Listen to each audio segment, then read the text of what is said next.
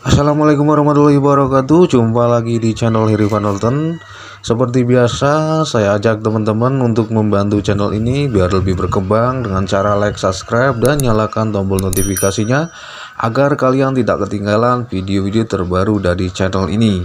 Dan semoga channel ini bisa berkembang dan bisa memberi manfaat untuk kalian semua di bidang peternakan ya teman-teman. Oke.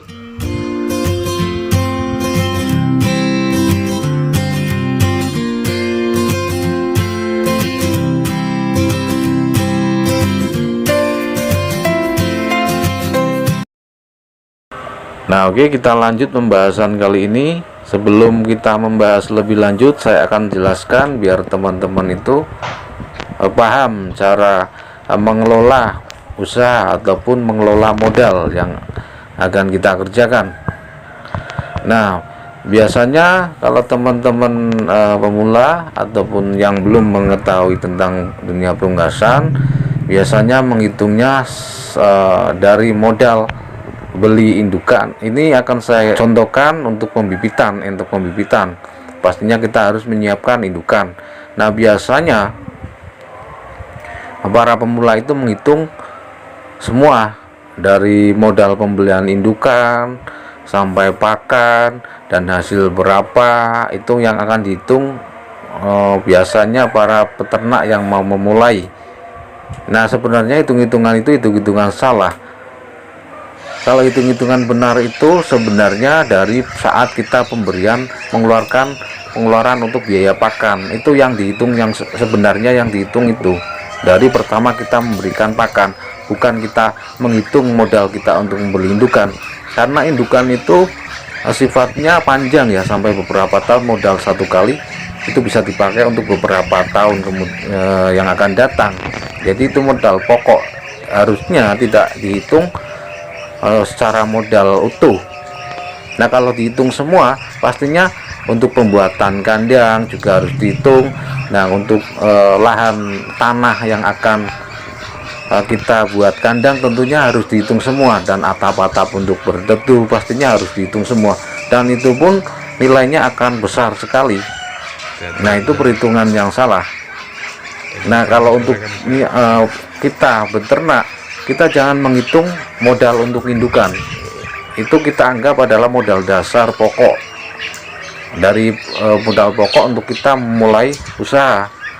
Usaha apapun pastinya ada untuk peralatan-peralatan atau persiapan. Contohnya untuk kita menjual masakan-masakan, pastinya kita harus mempunyai panci, terus kompor, terus sendok, apapun yang diperlukan. Ya, mereka tidak menghitung itu semua. Mereka menghitungnya dapat pengeluaran untuk yang dimasak. Yang dimasak apa, itu yang dihitung penghasilan berapa. Jadi prosesnya juga seperti itu. Kalau untuk dihitung semua pastinya akan modalnya sangat besar sekali. Dan penghitungan yang benar adalah indukan kita itu dianggap pokok, karena itu berlaku beberapa tahun ke depan. Akan modal satu kali bisa berlaku selama beberapa tahun ke depan. Yang benar menghitung untuk ternak, untuk pembibitan, kita menghitung itu dari pertama kita mengeluarkan biaya untuk pakan. Itu yang hitung-hitungan yang benar. Jadi untuk indukan, untuk persiapan kandang, untuk tanah lahan untuk kita buat kandang, untuk pengeraman, kita itu jangan kita anggap modal ya. Ya teman-teman, jangan anggap itu modal. Itu adalah dasar untuk kita memulai ternak. Yang modal itu kita saat kita mulai pemberian pakan. Nah, kita akan hitung lebih lanjut. Nah, kalau untuk kita niat usaha, pastinya kita utama harus tekun dan rajin untuk merawat ternak kita, dan kita pun dituntut harus mencari solusi-solusi pakan yang lebih murah ataupun gratis. Nah, tentunya bisa saja kita diterapkan di ternak untuk pembibitan ini. Ternak bebek ataupun ayam tidak bisa diterapkan dengan cara ini, karena untuk peternak bebek pastinya harus memberikan pakan-pakan protein yang cukup. Dia pemberian pakan racikan yang komplit ya. Untuk bebek, ayam pun seperti itu. Tapi kalau entok untuk pembibitan, kita tidak perlu memberikan pakan-pakan campuran yang lebih banyak ataupun yang lengkap pun tidak perlu. Kita pun bisa mencari solusi-solusi pakan yang lebih murah ataupun gratis ya. Tentunya yang bisa kita pakai beberapa adalah dari ampas kelapa bisa kita gunakan, terus kita bisa membeli yang lebih murah dari ampas tahu bisa. Untuk sayurannya kita bisa memberikan dengan bahan-bahan gedebok pisang bisa, atau enceng gondok, atau kangkung-kangkungan sawah, atau sisa-sisa sayuran yang di pasar. Banyak lagi pilihan yang bisa kita gunakan untuk pemberian pakan entok ini. Beda lagi dengan bebek. Bebek mungkin tidak bisa diterapkan dengan cara ini. Nah, keuntungan ternak entok ini seperti ini. Jadi kita bisa memberikan pakan apapun asal bisa dimakan oleh ternak kita. Kita bisa memilih apapun bahan-bahannya, bisa menentukan cara kita pemberian pakan. Nah, untuk perhitungan pakan saya targetkan selama 3 bulan.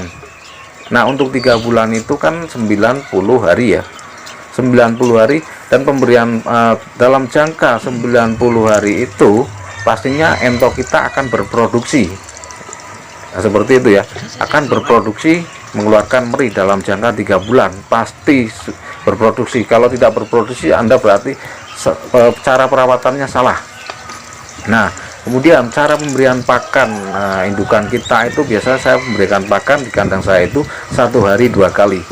Kalau teman-teman memberikan 1 hari 3 kali ya terserah, tapi di tempat saya itu pemberian pakan 1 hari 2 kali pemberian pakan.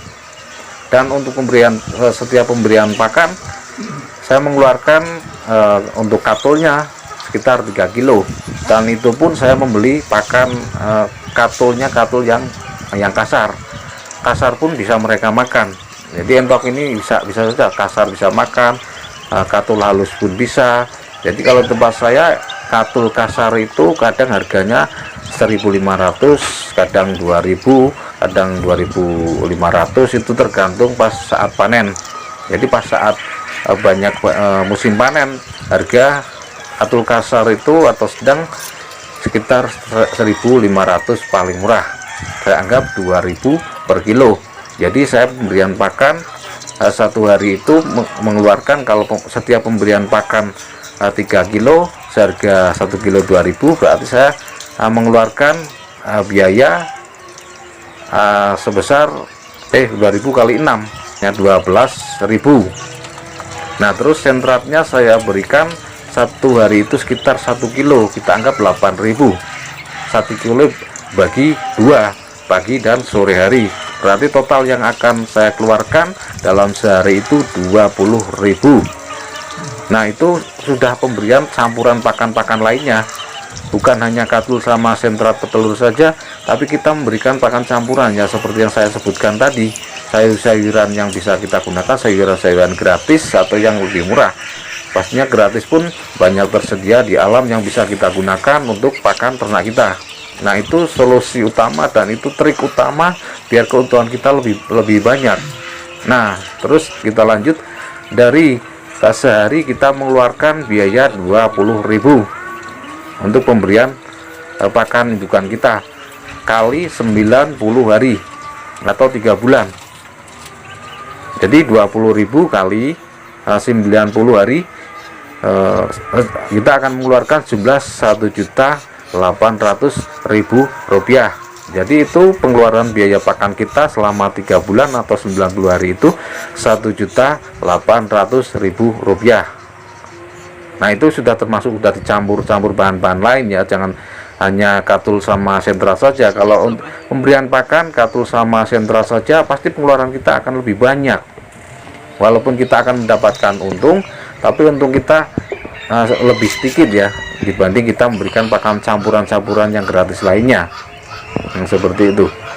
Nah, kemudian induk kita dalam jangka waktu 3 bulan atau 90 hari itu pastinya akan sudah berproduksi mengeluarkan meri. Nah, kalau di kandang saya minimal satu babon itu mengeluarkan 13, minimal 13, maksimalnya sekitar 17 anak entok yang dikeluarkan per babon atau per betina. Nah, sampai sini paham ya. Nah, setelah itu kita anggap saja 15 ekor anak entok yang dikeluarkan hadiah babonnya. Nah teman-teman, kalikan saja 15 ekor kali 50 ekor betina.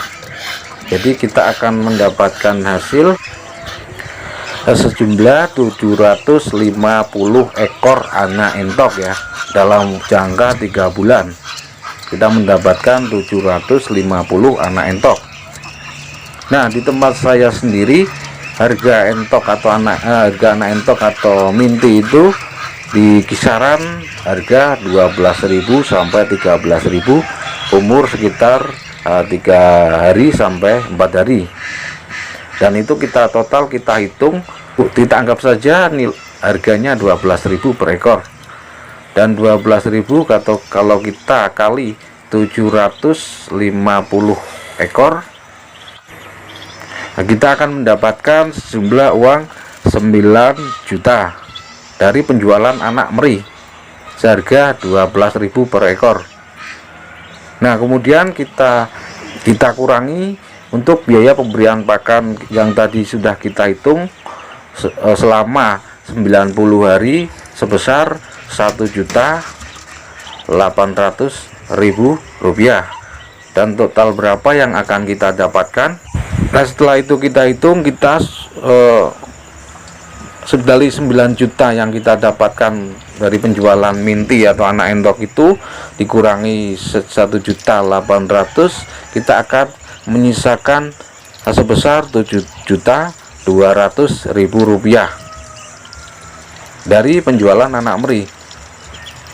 Nah bisa teman-teman bayangkan hasil tiap produksi kita mendapatkan 7.200.000.